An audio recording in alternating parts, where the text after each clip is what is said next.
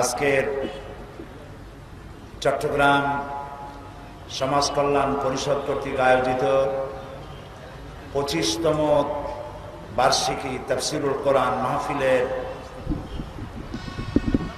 এই প্রতিষ্ঠান কর্তৃক আয়োজিত তাফসিরুল কোরআন মাহফিলের চতুর্থ দিবসে বিশেষভাবে ওলামাদের জন্য আয়োজিত মাহফিলের সম্মানিত সভাপতি বাইতুস শরফের পীর সাহেব হযরত মাওলানা শাহ কুতুবউদ্দিন সাহেব মাদ্দাজুল্লুহুল আলী, আজকের এ মোতাবাররক মাহফিলের রওনাক বখশ প্রধান অতিথি, উপমহাদেশের ইসলামী জাগরণের পুরোধা মুজাদ্দিদে জামান হযরত মাওলানা আবু বকর সিদ্দিকী আল কুরাইশি, তার পুত্র হযরত মাওলানা আব্দুল হাই সিদ্দিকী রহমতুল্লাহ আলাইহের কলিজার টুকরা সন্তান, বর্তমান গদ্দিনিসীন পীর হযরতুল আল্লাম আবুল আনসার মোহাম্মদ আব্দুল কাহ্হার সিদ্দিকী দামাত বরকাতুহুমুল আলিয়া, হাজারাত উলামায়ে কেরাম, সম্মানিত সুধীমণ্ডলী, আসসালামু আলাইকুম ওয়া রাহমাতুল্লাহি তাআলা ওয়া বারাকাতুহু। খুব ভালো হতো যদি আমরা পরস্পরের পরিচয় জানতে পারতাম, কিন্তু জোহরের রক্ত কাছাকাছি, এত মানুষের পরিচয় জানতে গেলে মাগরিব হয়ে যাবে। সেই জন্য আমি, যদি আপনারা বেয়াদবি না নেন, তাহলে একটা সংক্ষিপ্ত পরিচিতি আমি এভাবে নিতে পারি যে কওমি মাদ্রাসা থেকে দাওরায়ে হাদিস করেছেন যারা এবং আলিয়া মাদ্রাসা থেকে কামিল করেছেন যারা, তারা মেহেরবানি করে মঞ্চে এবং সামনে মেহেরবানি করে হাত উঁচু করে দেখান। আলহামদুলিল্লাহ, হাত নামান। বিভিন্ন কওমি মাদ্রাসার মুহতামিম এবং কামিল মাদ্রাসার অধ্যক্ষ, ফাজিল মাদ্রাসা এবং আলিম মাদ্রাসার অধ্যক্ষ যারা এসেছেন, মেহেরবানি করে একটু হাত উঁচু করে দেখান। হাত নামান। তা আমরা দেখতে পেলাম যে আল্লাহর মেহেরবানি এই মাহফিলে অসংখ্য ওলামায়ে কেরামদেরকে আল্লাহ তাআলা হাজির করে দিয়েছেন। আলহামদুলিল্লাহ, অসংখ্য এই জন্য বলছি যেহেতু সংখ্যা আমরা গণনা করতে পারিনি। এই আলোচনায়, আজকে যে আলোচনা হলো, ওলামায়ে কেরাম যা কিছু আলোচনা করেছেন প্রত্যেকেই অত্যন্ত গুরুত্বপূর্ণ বক্তব্য রেখেছেন। প্রত্যেকের বক্তব্য আমাদের কাছে হৃদয়গ্রাহী হয়েছে। আপনারা নিশ্চয়ই জানেন যে আল্লাহ তাআলা বলেছেন যে যাদেরকে ইলম দেওয়া হয়েছে মর্যাদা তাদের জন্য। ওলামাদের মর্যাদা আল্লাহ তাআলা সব থেকে বেশি বৃদ্ধি করেছেন। নবী করিম সাল্লাল্লাহু আলাইহি ওয়াসাল্লাম বলেছেন, ফদলুল আলেমে আলাল আবেদে কাফদলি আলা আদনাকুম, আখরাজাহুল বুখারী। নবী করিম সাল্লাল্লাহু আলাইহি ওয়াসাল্লাম বলেছেন, সাধারণ মানুষের ওপরে ওলামাদের মর্যাদা সেই রকম গোটা উম্মতের ওপরে আমি নবীর মর্যাদা যেরকম। নবী করিম সাল্লাল্লাহু আলাইহি ওয়াসাল্লাম আরো বলেছেন, আকাশের মধ্যে তারকাপুঞ্জের মধ্যে, আকাশে তারকাপুঞ্জের মধ্যে পূর্ণিমার চাঁদের যে মর্যাদা, উম্মতের ভেতরে আমার আলেমদের সেই মর্যাদা। যে আল্লাহ তাআলা আমাদেরকে, যারা আলিম, আমি নিজেকে কোনো বড় আলেম বা ছোট আলেম আমি নিজেকে মনে করি না, আমি নিজেকে তালিবে ইলম মনে করি। উহিব্বুস সালিহিনা ওয়া লাস্তু মিনহুম লাআল্লাহু ইয়ারযুকুনি সালাহা। আমি সালিহিনদের মধ্যে শামিল হতে পারি নাই, কিন্তু সালিহিনদেরকে ভালোবাসি, ওলামাদেরকে ভালোবাসি এবং আল্লাহর কাছে আশা করি কিয়ামতের জন্য সেই কাতারে এ অযোগ্য, এ নগণ্য বান্দাকে আল্লাহ যেন সালেহিনদের মধ্যে শামিল করেন। ওলামাদেরকে আল্লাহ রাব্বুল আলামিন অনেক মর্যাদা দিয়েছেন। সেই মর্যাদা তারা অনুধাবন করতে পারেন না। হীনমন্যতার কারণে, পারিপার্শ্বিকতার কারণে, ছোটখাটো বিষয় নিয়ে ঝগড়াঝাটির কারণে। নইলে ইতিহাস সাক্ষী, সেই ব্রিটিশ খেদাও আন্দোলন থেকে শুরু করে 2001 সালের 1 অক্টোবরের নির্বাচন পর্যন্ত ওলামারা যেখানেই ঐক্যবদ্ধ হয়েছে সেখানেই বিজয় এসেছে। আমরা লক্ষ্য করে দেখেছি, আফগানিস্তান যুদ্ধ করল রাশিয়ার সাথে। এটি একটি অসম যুদ্ধ ছিল। আমার ভাষা, আমি তখন বলতাম যে যুদ্ধ হচ্ছে নবজাতক শিশুর সঙ্গে সিন্দাবাদের বিরাট দৈত্যের সাথে। ওদের মডার্ন অস্ত্রপাতি আর আফগান মুজাহিদদের কাছে হলো নূহ আলাইহিস সালামের জামানায় বন্যায় ভিজানো গাদা বন্দুক। এই দিয়ে তারা লড়লেন। সেই লড়াইয়ে দেখা গেল রাশিয়ার মতো বিশাল দৈত্য কুপকাত হয়ে গেল, আর আল্লাহ তাআলা আফগান মুজাহিদিনদেরকে জিতিয়ে দিলেন। কেন দিয়েছিলেন? কারণ যুদ্ধ যখন লাগলো তখন সবাই পালানো শুরু করলো। ওই দেশটা জঙ্গল আর পাহাড় দিয়ে ভরা, সব পাহাড়ে জঙ্গলে সব পালাতে শুরু করলো। পালায় গিয়ে দেখলো ওলামারা সব এক জায়গায় এসে গেছে। ওই সব ওলামা যারা একজন আর একজনকে দেখতে পারে না, দেখলেই রুমাল দিয়ে মুখ ঢাকে, সালাম দিলে জবাব দেয় না। ফতোয়া দিয়েছিল সে কাফের 5 কারণে, উনি কাফের 3 কারণে, আর উনি কাফের 17 কারণে। এদেরকে যারা কাফের না মনে করে তারাও কাফের। আর ওই সব কাফের মরে গেলে তাদের কবরের উপর যে ঘাস হয় সেই ঘাস যে গরুতে খায় সে গরুও কাফের। এই রকমের ফতোয়াবাজি যারা করছিল তারা পাহাড়ে জঙ্গলে সব একজনের সঙ্গে আর একজনের দেখা হয়ে গেল, সালাম করলো, কোলাকুলি করলো। ব্যাপারটা ছিল এরকম, একজন বলছিল যে আমার ছেলেরা গেল মামু বাড়ি, মেয়েরা গেল নানা বাড়ি, বউ গেল তার বাপের বাড়ি, আমি গেলাম আমার শ্বশুর বাড়ি, যাই দেখি আমরা সব এক জায়গায়। এখন জঙ্গলের ভিতরে গিয়ে আলেম ওলামা, সুন্নি বেদাতি, এইটা সেইটা সব এক জায়গায় হয়ে গেছে, কোলাকুলি শুরু হয়েছে। বললো যদি এই কোলাকুলি আগে করতাম তাহলে তো রাশিয়ার ভূত আমাদের ঘাড়ে চড়তে পারতো না। সুতরাং 9 বছর যুদ্ধ চললো। এই 9 বছরের অসম যুদ্ধে ওলামাদের ঐক্যের কারণেই আল্লাহ পাক আফগানের মুসলমানদেরকে ইসলামী রাষ্ট্র প্রতিষ্ঠার সুযোগ করে দিয়েছিলেন। আবার যে পতন ঘটলো, তাও মুজাহিদ আলেমদের মধ্যে যখন তাফরিকার সৃষ্টি হলো, ইখতিলাফ তৈরি হলো, একে অপরকে সন্দেহ করলো, দেখতে পারলো না, ভালো লাগলো না, সালাম কালাম করলো না, আবার কপাল পুড়লো, আবার বুশ এসে এদের হুশ নষ্ট করে দিল। আফগান আবার চলে গেল আরেকজনের দখলে। ঠিক এমনি করে ইরানের মুসলমানেরা, তাদের সাথে আমাদের আকীদার অনেক বেশকম আছে, কিন্তু তারা যখন ঐক্যবদ্ধ হলো, ইরানের ওলামারা, আয়াতুল্লাহরা যখন ঐক্যবদ্ধ হলেন, তখন আমেরিকার মতো বিরাট পরাশক্তিকে তারা পদানত করে ইসলামী রাষ্ট্র, তাদের ভাষায় তারা ইসলামী রাষ্ট্র প্রতিষ্ঠা করতে সক্ষম হয়েছে এবং আমেরিকাকে পদানত করেছে। এখানে আয়াতুল্লাহ খমিনির একটি কথা আমার মনে পড়ে, কি সাহস তার! ইমান আকীদা যাই থাকুক, আকীদার প্রশ্নে আমরা আপোস করব না, কিন্তু এই কথাটা তো বলতেই পারি। যখন আমেরিকা তাকে বলেছিল যে আমার দূতাবাস থেকে যে 56 জনকে গ্রেফতার করা হয়েছে আমেরিকান, এদেরকে ছেড়ে দাও, তা না হলে তোমার খাদ্য রসদ আমেরিকা থেকে যত সাহায্য যায় সব বন্ধ করে দেওয়া হবে। আয়াতুল্লাহ খমেনি জবাব দিয়েছিলেন আমেরিকান প্রেসিডেন্টকে, তুমি কারে খাবারের ভয় দেখাও? যেই জাতির বছরে 1 মাস না খাইয়া থাকা ফরজ, সেই জাতি তোমার খাবারের অপেক্ষা করবে? তোমার মতো কাফেরদের খাবারের কোনো পরোয়া আমরা করি না। মুসলমানেরা যখন ঐক্যবদ্ধ হয়েছিলেন, আল্লাহ তাদেরকে বিজয় দান করেছিলেন সেখানে। ঠিক এমনি করে পাকিস্তানে যখন সর্বশ্রেণীর ওলামায়ে কেরাম মুত্তাহিদায়ে আমল, মজলিস মুত্তাহিদায়ে আমল এ নাম করে যখন একটি সংগঠন কায়েম করলো, সমস্ত ফিরকার মাকতুবায়ে খেয়ালের সমস্ত আলেমরা যখন ঐক্যবদ্ধ হলো, পৃথিবীকে অবাক করে দিয়ে ইসলামী শক্তি সেখানে বিজয় লাভ করলো। ঠিক অনুরূপভাবে বাংলাদেশ বিগত সরকার এইখানে অত্যাচার করেছে আলেমদের উপরে, এবং সবচাইতে বেশি দুশ্মনী করেছে তারা আলেমদের সাথে।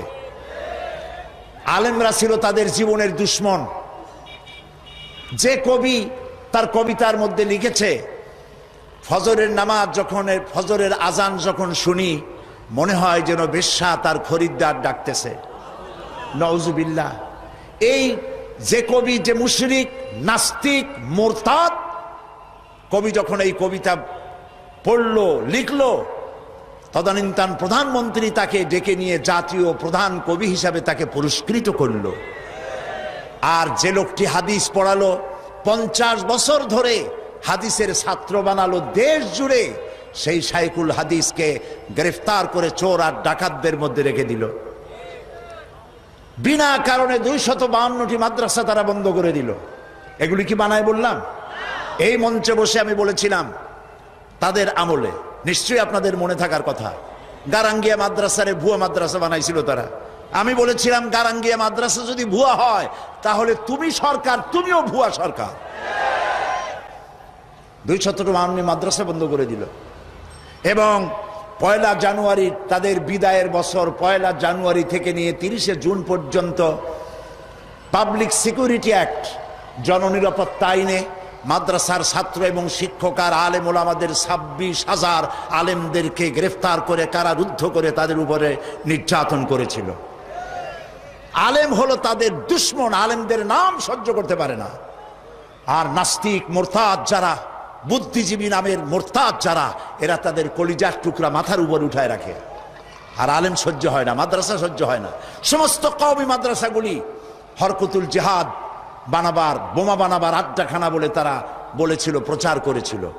বাইতুল মোকাররমের মসজিদের ভিতরে ঢুকে মুসল্লিদেরকে পিটাইয়া মসজিদে মুসল্লিদের রক্ত দিয়ে লাল করে দিয়েছিল মসজিদকে। এগুলি বানানো কথা? এই সব অত্যাচারে অত্যাচারিত হলো দেশের জনতা, বিশেষ করে আলেম ওলামা। আমাদের মাথায় যে টুপি, এই টুপিটা কার? ফুরফুরা পীর সাহেবের টুপি? শর্ষিনার টুপি? জামাত ইসলামের টুপি? কার টুপি? নবী করিম সাল্লাল্লাহু আলাইহি সাল্লামের দেওয়া উপহার মুসলমান পুরুষদের জন্য টুপি।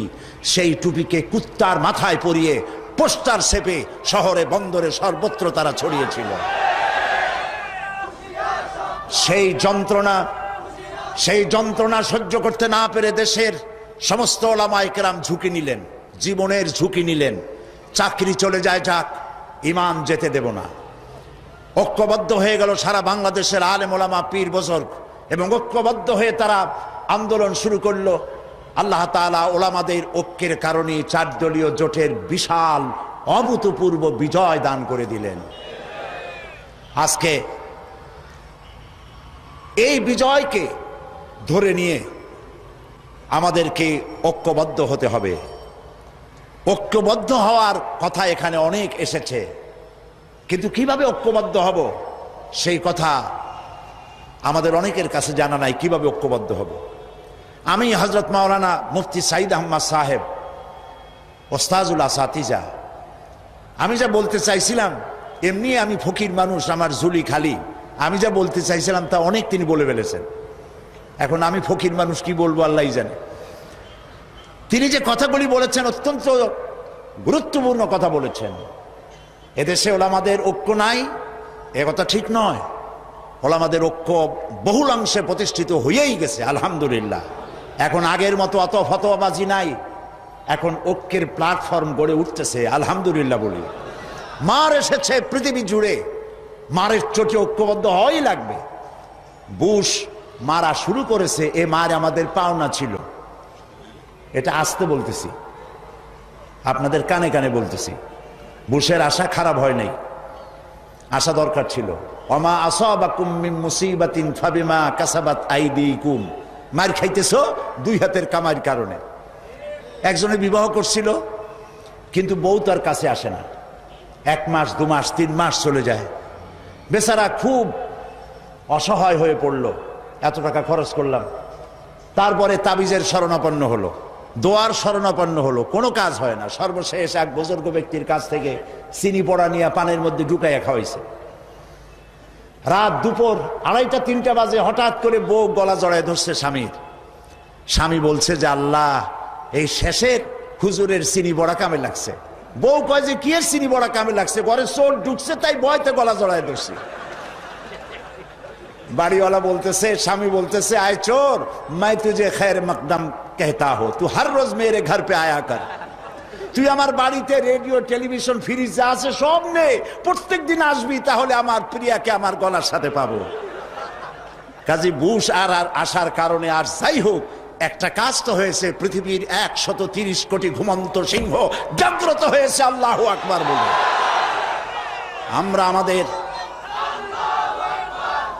আমরা আমাদের শত্রুকে চিনেছি। শত্রু চিনতে পারেন নাই? আমরা আমাদের শত্রুকে চিনেছি। ঐক্যবদ্ধ হতে হবে। আজ ঐক্যবদ্ধ হতে পারলেই আমরা আল্লাহ তাআলার সাহায্য পাবো। আর সাহায্য এখন এই জন্য পাই না যেহেতু হক কথা বলি না। হযরত মাওলানা মুফতি সাঈদ আহমদ সাহেব, আল্লাহ তাকে হায়াতে তাইয়্যিবা সেহাতে কুল্লিয়া দিন, শিরক এবং বিদআতের বিরুদ্ধে এক বজ্র কঠিন কণ্ঠস্বর আল্লাহ তাকে দান করেছেন কোরআন হাদিস দিয়ে বোঝাবার। দেশে আজ তাওহীদের বিরুদ্ধে কাজ চলছে, শিরকের ছড়াছড়ি চলছে। আমরা কথা বলছি না চাকরির ভয়, যে কথা তিনি বলেছেন, ইমামতি চলে যাবে, ওয়াজের দাওয়াত হবে না, নইলে কেন কথা বলতে পারি না? মাইজ ভান্ডারী, সুরেশ্বরী, চন্দ্রপাড়ায় যা হয় সব শিরক এবং বিদআতে ভরা। আজ বলা হচ্ছে দিন দুনিয়ার মালিক বাবা ভান্ডারী, নাউযুবিল্লাহি মিন যালিক। এই কথা যারা বলে আর যারা এই কথা বিশ্বাস করে 100% সলিড মুশরিক। শিরকের মধ্যে ডুবে গিয়েছে গোটা জাতি। আপনারা কেন কথা বলছেন না? মসজিদে কথা বলুন, চাকরি চলে যাক। ময়দানে কথা বলুন, চাকরি চলে যাক। রাসূলুল্লাহ যেখানে দান্দার মোবারক শহীদ অবস্থায় উঠবে আল্লাহর দরবারে, যেখানে রাসূলের কলিজার টুকরা মা ফাতেমার নয়নের মণি ইমাম হোসেন সমস্ত শরীরের মধ্যে অসংখ্য তীরের দাগ নিয়ে আল্লাহর দরবারে উঠবেন, হযরতে হামজা কলিজা ফাটা অবস্থায় আল্লাহর দরবারে উঠবেন, সাহাবায়ে কেরাম রক্তাক্ত দাগ নিয়ে আল্লাহর দরবারে উঠবে, তখন নাদুস নুদুস চেহারা নিয়ে আল্লাহ রাসূলের সামনে কিভাবে দাঁড়াবেন? প্রয়োজন হলে জেলে যান, প্রয়োজন হলে মার খান। এই মাজারের বিরুদ্ধে কথা বলুন, এই সব ভণ্ড অলিদের বিরুদ্ধে কথা বলুন। বাইরের দেশ থেকে সাজাইয়া মূর্খ এক লোককে এনে নাহনুমায় শরিয়াত বানানো হয়েছে এই দেশে। লেখা জানে না, পড়া জানে না, ইলম নাই, কালাম নাই, তার নিজের দেশের কেউ তাকে চেনে না। মানুষদেরকে ধোঁকা দেওয়ার সুযোগ আর নাই। থামেন, সোজা দেওয়া, ধোঁকা দেওয়া বন্ধ করে দিতে হবে। আজ পীর পূজা, মাজার পূজায় গোটা দেশ শিরকের মধ্যে মুবতালা হয়ে যাচ্ছে। কথা বলতে হবে, জীবনকে বাজি রাখুন, কথা বলুন। আল্লাহর ওলিরা আসছিলেন, যে জিনিস যত ভালো তার নকল বেরোয় তত তাড়াতাড়ি। পীর মুরিদি খারাপ জিনিস ছিল না। হযরত খাজা মঈনুদ্দিন চিশতি রহমাতুল্লাহ আলাইহ একদিকে পীর মুরিদি করেছেন, আর একদিকে পৃথ্বীরাজের বিরুদ্ধে তিনি লড়াই করেছেন এবং সেই যুদ্ধ করে গোয়ালিয়ার, পান্ডুয়া এবং আজমিরে মুসলিম রাজত্বের সূত্রপাত করেছেন, যা মোহাম্মদ ঘোরির মতো বাদশার পক্ষেও সম্ভব হয় নাই। মুজাদ্দাদিয়া তরিকার পীর হযরত মুজাদ্দিদ আল ফিসানি রহমতুল্লাহ আলাইহে সম্রাট আকবর এবং জাহাঙ্গীরের বিরুদ্ধে লড়াই করে তিনি কারাবরণ করেছেন। শাহজালাল রহমতুল্লাহ আলাইহ গৌর গোবিন্দের বিরুদ্ধে লড়াই করেছেন। হযরতে খান জাহান আলী রহমতুল্লাহ আলাইহি লড়াই করেছেন। এখনো ফিলখানা আছে বাগেরহাটে, বলা হয় পিলখানা, আসলে নাম হলো ফিলখানা। হাতির যুদ্ধ হয়েছিল সেখানে। তারা শুধু হাত পাতা এরকম নেন নাই, এরকম করে মানুষকে দিয়েছেন। তারা বিরাট বিরাট পুকুর খনন করেছেন, মানুষের পানির ব্যবস্থা করেছেন, সুপেয় পানির ব্যবস্থা করেছেন, মসজিদ গড়েছেন। যারা আজকে বিভিন্ন জায়গায় ওরসের দাবি করেন, হিন্দু মুসলমান পাইকারি দরে গিয়ে গাঁজা খায়, মদ খায় এবং মাজারে গিয়ে সেজদা দেয়, নাউযুবিল্লাহ, নাউযুবিল্লাহ। মাজারে কি চান? মুসলমানদের সাথে মাজারের কিসের সম্পর্ক? মুসলমানদের সম্পর্ক হবে মসজিদের সাথে। আর আল্লাহর ওলিদেরকে আমরা সম্মান করি। ওলি হচ্ছেন তারা যারা নাকি কথা বলতে গিয়ে জেল খাটেন, জরিমানা দেন, শুধু পকেট ভর্তি করে টাকা নেন না, কথা বলতে গিয়ে জেল জরিমার মুখোমুখি হন, ফাঁসির মঞ্চে গিয়ে দাঁড়ান, তারাই হচ্ছেন সত্যিকারের ওলিউল্লাহ। আর যারা পয়সা করি কামাই করেন, হক কথা বলেন না, হক কথা গোপন রাখেন, শুধু কদম বসিয়ার মানুষের টাকা নিয়ে তৃপ্ত হন, তারা ওলিউল্লাহ নয়, আদুবুল্লাহ। গোটা জাতিকে কথা আজ বলতে হবে। আমাকে লোকেরা বলে, মাঝে মধ্যে বলে যে উনি পীরের বিরুদ্ধে কথা বলে। না, আমি ওই সব ব্যবসায়ী পীরের বিরুদ্ধে কথা বলি যারা মানুষের ইমানকে হরণ করে। আমি ফুরফুরা সরসিনার বিরুদ্ধে কখনো কথা বলিনি।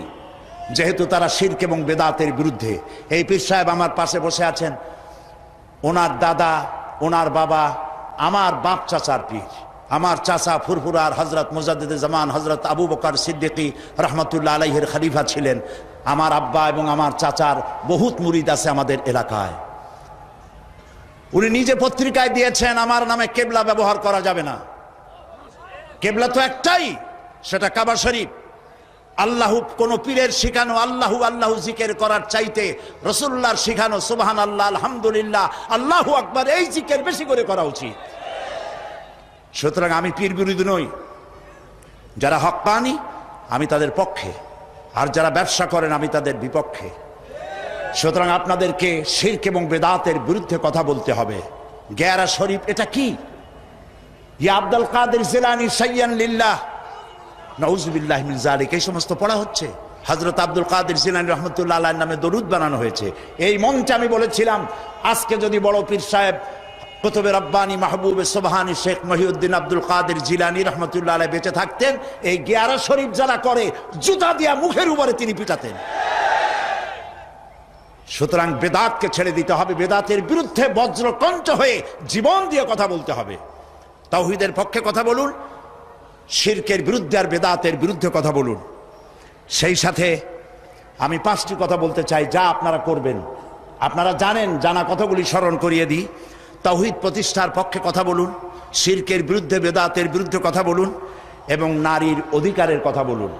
কারণ আজকে বলা হয় ইসলাম নারীকে পর্দার মধ্যে ঢুকাইয়া তাদেরকে অধিকার থেকে বঞ্চিত করেছে। না, পৃথিবীতে ইসলাম নারীকে যে অধিকার দিয়েছে এই অধিকার পৃথিবীতে কেউ দিতে পারে নাই। পাশ্চাত্য নারীকে পুরুষ বানাইয়া নারীর অধিকার দিয়েছে, আর ইসলাম নারীকে নারীর মর্যাদায় রেখে পুরুষের সমান অধিকার দিয়েছে।